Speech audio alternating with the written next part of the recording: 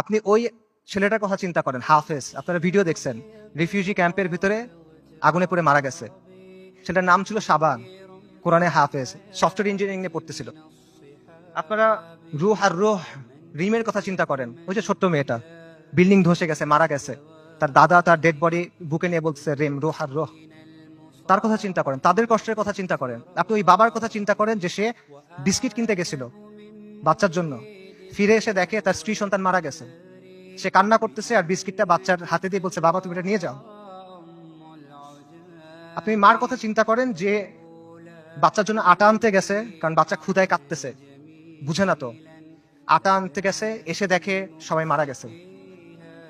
আপনি হিন্দ রজাবের কথা চিন্তা করেন, 6 বছর বয়সী মেয়ে, ওরা গাজা থেকে পালায় যাওয়ার চেষ্টা করতেছিল, 7 জন পুরা ফ্যামিলিতে।